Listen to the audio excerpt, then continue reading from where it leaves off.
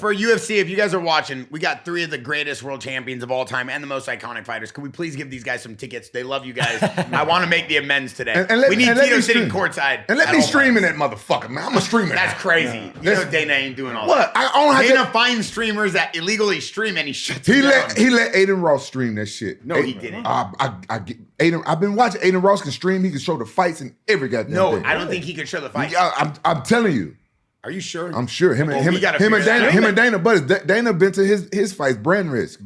Oh yeah, I did see Dana White at They buddies. Like, Dana, let me stream some shit. Dana, can we get a meeting? Can we get you on the podcast and let's hash this out with you and Rampage? I don't think me and Dana ever. I don't think Dana ever coming on the podcast. I don't think he like podcasts, but.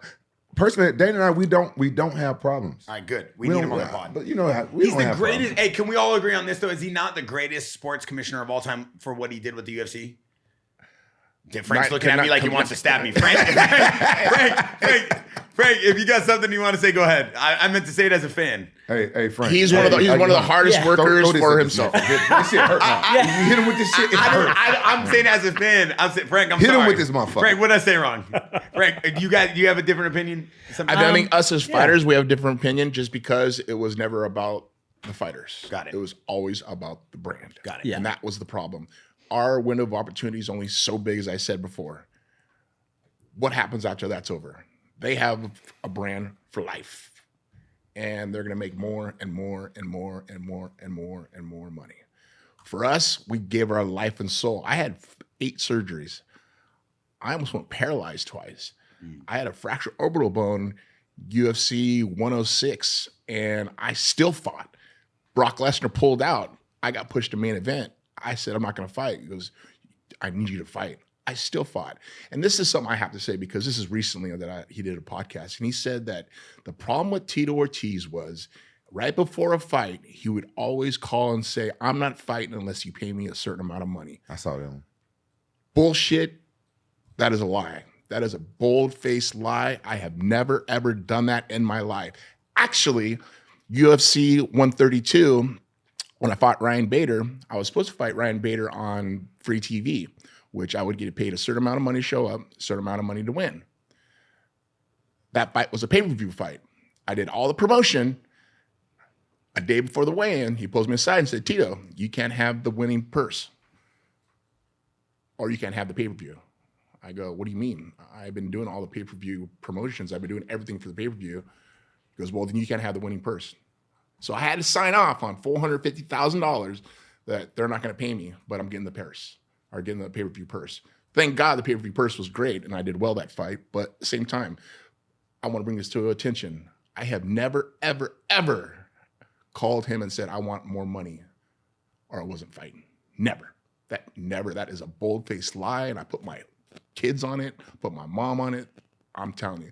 That hurt my feelings because I gave my life and soul to that company. And for him to say that, to make me look like a piece of shit, that was hurtful towards me. Very hurtful. For my own business, for my personal business. Because he's saying, don't ever work with Tito Ortiz. You want to work with him. He's a stupid guy. It's like, how much you can defame my name and how far is it going to go? And once again, I like Dan. I have no problem. He helped me out a lot when I was coming up. But for him to continue on and saying the stuff he says is just heartbreaking. It's heartbreaking. As a fighter, I gave 16 years of my life to that company. I remember going across the whole United States, even the world, to help promote it for free. Never asked for a penny. Ever. Ever. Bro, I remember the days he used to come, and the Fertittis used to come to your training camps in Big Bear. Yeah, he paid for my, Lorenzo paid for my training camp against UFC, was it 30, against, was it Evan Tanner. He paid for my camp to be there. Yeah, I remember you used to do a lot for that. I remember those days. I was in Pride and I was like up and coming, whatever. I used to see all this stuff.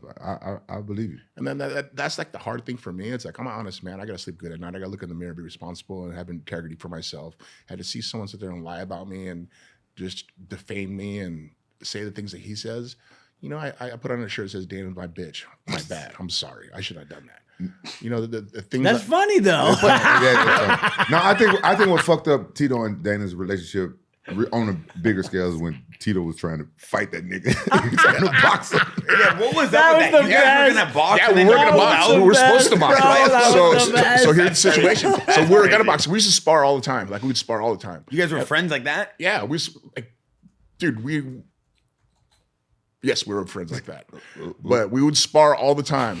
And when I signed my contract again, I said, okay, we're gonna have a boxing match. And we're gonna split everything, all the revenue, 50-50 down the middle. He said, yes. So this was on Spike TV, and they signed the deal. And I said, what about the 50-50 down the middle? He goes, we can't do that anymore. This is 3 weeks before the fight. And I was like, okay, well, I'm not fighting if there's no contract. Why would I fight if there's no contract? I've been fighting UFC since UFC 13. I've always had a contract. Yes, I did fight for free in UFC 13, but still, how would I fight you on a big promotion on Spike TV for free? And you're going to make all the revenue out of it. He's like, we're not making money out of it. I go, well, here's your opportunity to show how big and bad Dana's white, flying his Lear jets and practicing and training. And Tito's a no-show, and he's standing on a scale. Tito's afraid to fight me. I would have smashed him.